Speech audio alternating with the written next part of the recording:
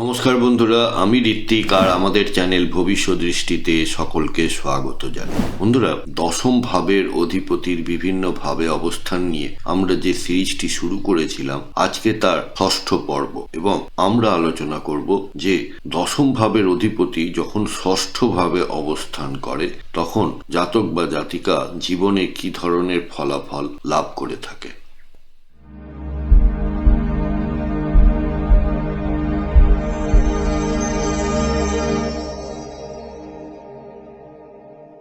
বন্ধুরা, আপনারা যারা আমার চ্যানেলটি অলরেডি সাবস্ক্রাইব করেছেন তাদেরকে জানাই আমার অসংখ্য ধন্যবাদ ও কৃতজ্ঞতা। যারা এখনো সাবস্ক্রাইব করেননি তাদের কাছে আমার বিনীত আবেদন, চ্যানেলটি সাবস্ক্রাইব করুন এবং পাশে থাকুন।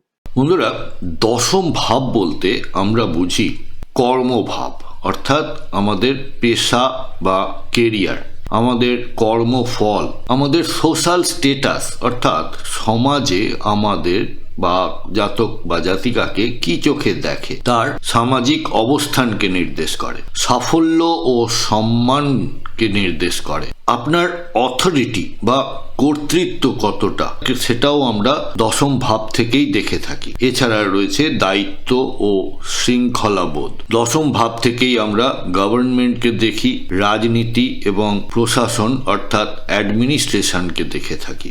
ষষ্ঠ ভাব বলতে আমরা বুঝি সেবাকে, অর্থাৎ আপনি ভলেন্টিয়ারলি যা সমাজের জন্য করে থাকেন, আপনার কাজ, আপনার কর্মকে, দৈনন্দিন রুটিন যা আপনি রোজ মেনে চলেন, প্রতিযোগিতা, আর রয়েছে চাকরি, ঋণ, রোগ এবং শত্রু। ষষ্ঠ ভাব ত্রিসরায় ভাবেরই একটি অঙ্গ এবং যখন দশমপতি ষষ্ঠে অবস্থান করে তখন আমরা বলি যে এই মানুষটির জন্য চাকরি বা সেবামূলক কাজ করা হচ্ছে সব থেকে ভালো কর্মা অ্যালাইনমেন্ট টেকনিক। দশম স্বামী ষষ্ঠ ঘরে বসলে পেশা হয়ে যায় সেবা, প্রতিযোগিতা এবং দায়িত্বপূর্ণ কাজ। শৃঙ্খলা, আইন, সিস্টেম ও সেবার মাধ্যমে কেরিয়ারে উন্নতি লাভ করতে দেখা যায়। এবারে চলে আসি ব্যক্তিত্ব ও বৈশিষ্ট্যের দিকে। সাধারণত এনারা পরিশ্রমী হয়ে থাকেন, কর্তব্যনিষ্ঠ হয়ে থাকেন, ডিসিপ্লিন অর্থাৎ নিয়ম মেনে চলেন। এনারা তর্কে সক্ষম, অর্থাৎ যে কোনো প্রতিযোগিতামূলক কাজে বা যে কোনো প্রতিযোগিতামূলক ইভেন্টে এনারা জেতার জন্য এগিয়ে যান। যথেষ্ট ধৈর্য রাখেন এবং ন্যায় বোধ যথেষ্ট শক্তিশালী হয় এনাদের। এনারা দায়িত্ব থেকে কখনো পিছিয়ে আসেন না। এবারে কেরিয়ার বা পেশাগত দিক থেকে দেখতে পাই যে ষষ্ঠ ঘর বলতে আমরা বুঝি সার্ভিস সেক্টর, তাই এখানে চাকরি বা প্রশাসনিক পেশা কিন্তু খুবই শুভ। চাকরিমুখী ক্ষেত্রগুলি হলো সরকারি চাকরি, ব্যাংক, প্রশাসন, শুল্ক, কর বা রাজস্ব দপ্তর, প্রতিরক্ষা অর্থাৎ পুলিশ, আর্মি, নেভি, আইন ও বিচার বিভাগ, আর রয়েছে ডাক্তার বা নার্স যারা সেবার সঙ্গে যুক্ত, ফার্মাসিস্ট, মেডিকেল প্রশাসন, হেলথ কেয়ার ম্যানেজমেন্ট।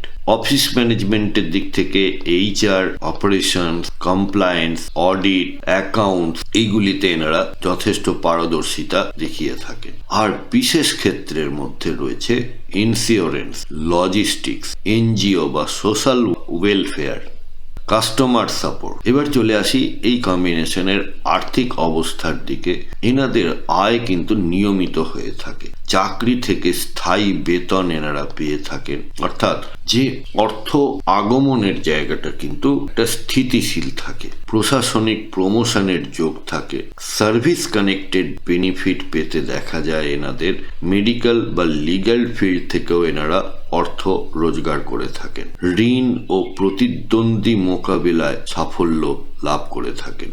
আর পরিস্থিতি যদি নেগেটিভ হয়, অর্থাৎ ষষ্ঠ ভাবে, আর একটা কথা বলে রাখি এখানে, ষষ্ঠ ভাব বা ত্রিসরায় ভাবে যখন পাপগ্রহ অবস্থান করে তখন কিন্তু ভালো ফল পেতে দেখা যায়। যদি পরিস্থিতি নেগেটিভ হয় সেক্ষেত্রে অত্যধিক ওয়ার্কলোড পেতে দেখা যায়, ধীর গতিতে প্রমোশন পেয়ে থাকেন এনারা, সম্পর্ক ও পরিবারের মধ্যে দায়িত্বশীল ভূমিকা পালন করতে দেখা যায়, পরিবারকে সাপোর্ট করেন এনারা, কর্তব্য বোধ খুব বেশি থাকে, সঙ্গী সরকারি বা চাকুরিমুখী হতে পারে।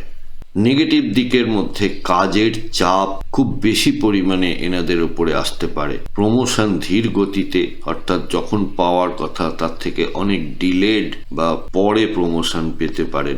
ঋণের ক্ষেত্রে যথেষ্ট ঝুঁকি থাকে। 6th হাউসের একটা অঙ্গই হলো ঋণ, অর্থাৎ ঋণ যদি এনারা গ্রহণ করেন তাহলে সময় মতো পরিশোধ করতে হয়, না হলে কিন্তু সেই ঋণের ফাঁদ থেকে বেরোনো খুব মুশকিল হয়ে পড়ে। শত্রু বৃদ্ধি পায় এবং মানসিক চাপে এনাদেরকে পড়তে দেখা যায়। তাহলে শেষ করার আগে আরেকবার, চাকরি, প্রশাসন বা সেবামূলক পেশায় সাফল্য ও স্থায়িত্ব। রেমেডির দিক থেকে বলতে গেলে কাজের চাপ নিয়ন্ত্রণে রাখুন, স্ট্রেস ম্যানেজমেন্ট শিখুন, প্রতিযোগিতামূলক পরীক্ষা প্লাস স্কিল ডেভেলপমেন্টের উপরে জোর দিন। আর সামাজিকভাবে যেগুলি করণীয় সেগুলি হলো গরিবদের মধ্যে খাদ্য দান বা দান করার অভ্যাস গড়ে তুলুন। হাসপাতালে দান বা সেবা, যাদের ক্ষেত্রে আর্থিকভাবে দান করা সম্ভব নয় তারা শ্রম দান করেও আপনাদের 6th হাউসকে উন্নত করতে পারেন। কাজের জায়গায় সততা বজায় রাখা।